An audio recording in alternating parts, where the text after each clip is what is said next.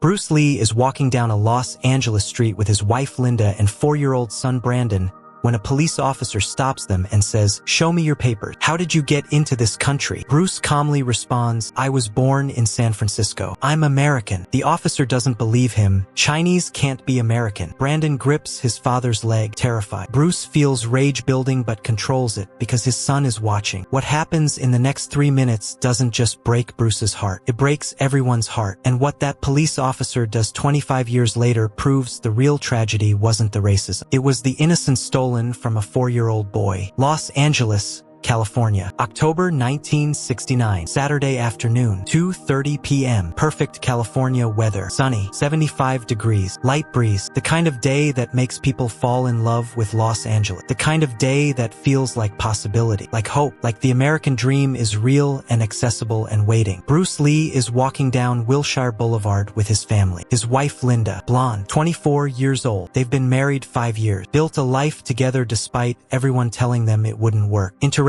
marriage in 1969, still illegal in some states until 2 years ago, still controversial, still drawing stares, still making people uncomfortable, but they don't care. They love each other. That's what matters. Their son Brandon is with them, 4 years old, holding Bruce's hand, wearing a little red jacket, jeans, sneakers, looking exactly like what he is, an American kid on a Saturday afternoon with his parents. Happy, innocent, safe, protected, unaware that the world sees him differently than he sees himself. They're walking to the park, just a family outing. Simple, normal, the kind of thing millions of families do every weekend. Get outside, enjoy the weather, let the kid run around, be together. Nothing special, nothing unusual, just life, just living. Brandon is chattering away. 4-year-old energy, 4-year-old questions, asking about everything. Why is the sky blue? Why do birds fly? Can I have ice cream? The endless curiosity of a child discovering the world. Bruce answers patiently, smiling, enjoying this time with his son. These moments don't last forever. Kids grow up, time passes. Bruce knows this, values this, cherishes this. Then they hear it. "Hey, you, stop." Bruce turns, sees a police officer, white, mid-40s, thick build, sunglasses, uniform, badge, gun on hip, walking toward them, purposeful, authoritative. The walk of someone who expects obedience, who's used to being obeyed. The officer is named Thomas Brennan, 20 years on the LAPD, patrol officer, never promoted, never wanted promotion, likes the street, likes the power, likes the authority, likes being able to stop people, question people, control people. He's not a bad cop by the standards of 1969, doesn't plant evidence, doesn't take bribes, doesn't beat suspects unnecessarily. But he has bias, deep biases about who belongs in his city, who looks American, who looks suspicious. Brennan approaches the family, looks at Bruce, at Linda, at Brandon. His eyes linger on Bruce, Asian face, Chinese features. Brennan's mental categorization kicks in automatic. Foreign, immigrant, probably illegal, probably doesn't speak English, probably doesn't belong here. These thoughts aren't conscious. They're automatic, trained into him by culture, by society, by 20 years of policing in a segregated city. Brennan says, "I need to see your identification." Bruce stopped. Linda stopped. Brandon looks up at his father, confused, scared. The officer's tone isn't friendly, isn't polite. It's demanding, aggressive. A 4-year-old can't understand the words, but understands the energy, understands something is wrong, understands his father is being challenged. Bruce says calmly, "Is there a problem, officer?" Brennan says, "I asked for identification." Now, Bruce says, "May I ask why you're stopping us?" "We're just walking to the park." Brennan's face hardened. He doesn't like being questioned, doesn't like civilians asking why. His authority is being challenged. That's not acceptable. He says, "Immigration check. Show me your papers. Visa, passport, proof you're here legally." The words hit Bruce like physical blows. Immigration check, papers, visa. The assumption is clear. Brennan sees Bruce's Asian face and assumes he's not American, assumes he's foreign, assumes he needs papers to be walking down an American street with his family. In his own country, in his own city, in his own neighborhood. Bruce takes a breath, controls his anger. He's experienced this before, many times. The assumption, the casual racism, the constant questioning of his belonging. But this is different. This is in front of his wife, in front of his son. This is his family being humiliated, his child being exposed to racism, his son learning that the world sees his father as other, as foreign, as not belonging. Bruce says,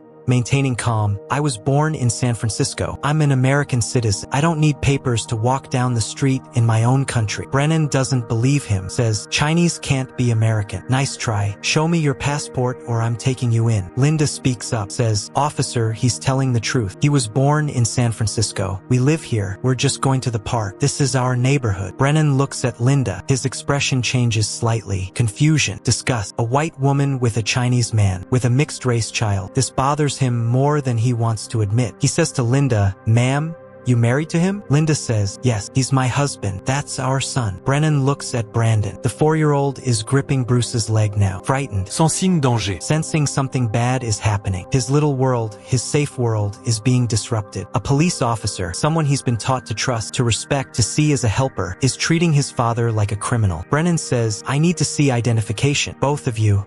Now, or we're going to have a problem. Bruce reaches slowly for his wallet. Doesn't want sudden movement. Doesn't want to give Brennan an excuse. He pulls out his California driver's license. Hands it to Brennan. The license clearly states, Bruce Lee. Born, San Francisco, California. Address in Los Angeles. Everything legal. Everything legitimate. Everything proving he belongs here. Brennan examines the license. Takes his time. Looking for something wrong. Something to justify his stop. But there's nothing. The license is real. Bruce is exactly who he says he is, an American citizen, born in America, living in America, walking down an American street with his American family. Brennan hands the license back, doesn't apologize, doesn't acknowledge his mistake, just says, stay out of trouble, turns and walks away. No apology to Linda, no kind word to the terrified 4-year-old, just walks away like nothing happened, like he didn't just humiliate a family, didn't just teach a child that his father is seen as suspicious, dangerous, foreign, other. Bruce stands there, shaking, not from fear, from rage, from humiliation, from the complete powerlessness of being stopped for walking while Asian. He wants to scream, wants to chase down Brennan, wants to demand an apology, wants to file a complaint, wants justice, but he doesn't because Brandon is looking up at him, waiting, confused, scared, needing his father to make sense of what just happened. Brandon says in his small voice, Daddy, why was that policeman mean to you?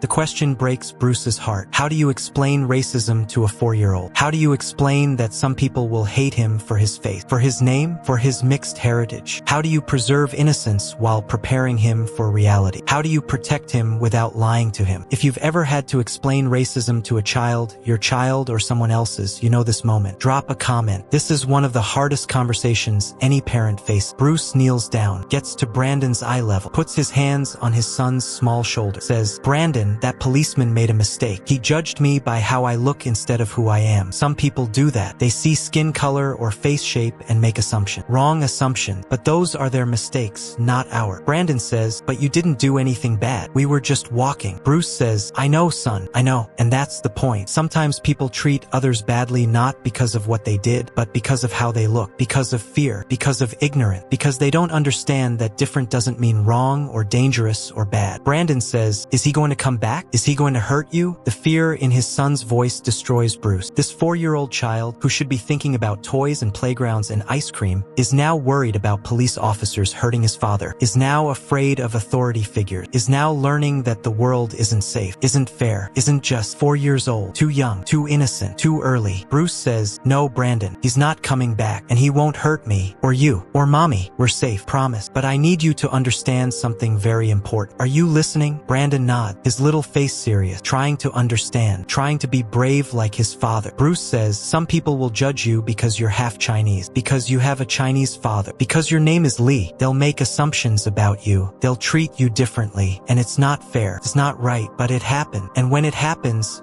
I need you to remember something. Remember who you are. Remember your value. Remember that their ignorance doesn't define you. Their fear doesn't limit you. Their hatred doesn't diminish you. You are American. You are strong. You are worthy. Never let anyone make you forget that. Bruce says, but also remember this, and this is hard, Brandon, but important. Don't become like them. Don't hate back. Don't judge others the way they judge you. Don't let their darkness make you dark. When people treat you badly because of your race, show them something better. Show them dignity. Show them grace. grace. Show them that you're better than their assumption. That's how you win. Not by fighting their hate with your hate, by proving them wrong with your character. Linda is crying quietly, listening to her husband teach their 4-year-old son lessons no child should need to learn. Lessons about racism, about survival, about maintaining humanity in the face of dehumanization. She's angry, so angry, at Brennan, at the system, at a world that makes this conversation necessary. They don't go to the park. The day is ruined. The joy is gone. They walk home in silence. Brandon holding both parents' hands, still processing, still confused, still scared. The innocence damaged, the trust broken, not in his parent, in the world, in the idea that police protect everyone, that America is fair, that being good is enough. That night,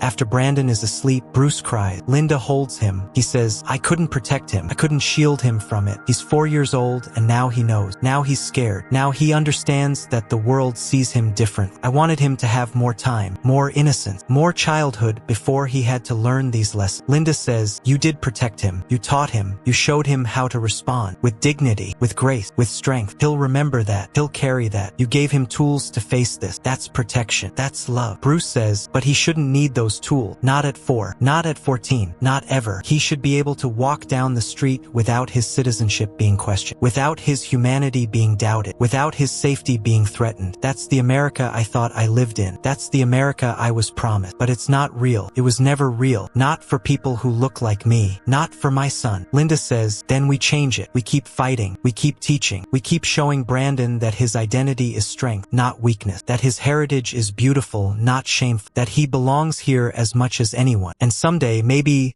the world catches up. Years pass. Brandon grows up, carries that memory, that moment when a police officer questioned his father's right to exist in his own country. That moment when his father knelt down and taught him about dignity, about grace, about responding to hate with character. Brandon talks about it in interviews later in life, says that day shaped him, taught him, prepared him for his own battles with racism and stereotyping in Hollywood. But this story has another chapter, one Bruce never knew about, one that doesn't excuse anything but shows that moments can change people slowly, painfully, incompletely, but change them nonetheless. Thomas Brennan continues his career. 20 more years as a patrol officer. Stops countless people. Questions countless citizens. Some stops are legitimate. Some aren't. Some are based on behavior. Some are based on race. Brennan doesn't examine this. Doesn't question his own bias. Just does his job the way he was trained. The way everyone around him does it. The way the system operates. In 1993, Brennan retires. 65 years old. 40 years of service. He moves to a small town in Oregon. Quiet life, fishing, reading, trying to enjoy retirement. But something nags at him. Memories, faces, stops he made, people he questioned, words he said, actions he took. In the quiet of retirement, without the job to distract him, he starts thinking, questioning, examining. One day, he sees a documentary about Bruce Lee on television. Watches it, learns who Bruce was, what he accomplished, his impact on cinema, on martial art, on Asian representation. The documentary mentions Bruce's struggles with Hollywood racism, his frustration with being typecast, his determination to change the system, his early death at 32, his legacy carried forward by his children. Brennan sees Brandon Lee in the documentary, now a grown man, an actor, following his father's path. Brandon talks about growing up as Bruce Lee's son, the pressure, the expectation, the racism. He mentions a specific memory, being 4 years old, walking with his father, being stopped by a police officer who questioned his father's citizenship, learning about racism at 4 years old. That moment shaping his life. Brennan freezes. The timeline matches. October 1969. Los Angeles. Wilshire Boulevard. A Chinese man. A white woman. 4-year-old boy. That was him. He was that officer. He was the one who stopped Bruce Lee, who questioned his citizenship, who taught a 4-year-old about racism, who broke that family's peaceful afternoon, who contributed to a child's loss of innocence. The realization hits Brennan like a physical blow. He stopped Bruce Lee, one of the most important martial artists in history, one of the most influential actors in cinema, an American icon, and he treated him like an illegal immigrant, assumed he didn't belong, humiliated him in front of his family, traumatized his 4-year-old son. And for what? For walking down the street, for being Asian in America, for existing in a space Brennan unconsciously believed belonged to white people. Brennan can't sleep, can't eat, can't stop thinking about it. He tracks down Linda Lee, Bruce's widow, writes her a letter, a long letter, explaining who he is, what he did, what he's realized. He writes, Mrs. Lee, I'm the police officer who stopped your family in 1969. I questioned your husband's citizenship. I frightened your son. I was wrong, completely, inexcusably wrong. I carried biases I didn't acknowledge. I made assumptions I didn't question. I caused pain I didn't consider. And I've lived 40 years without taking responsibility for it. I'm sorry.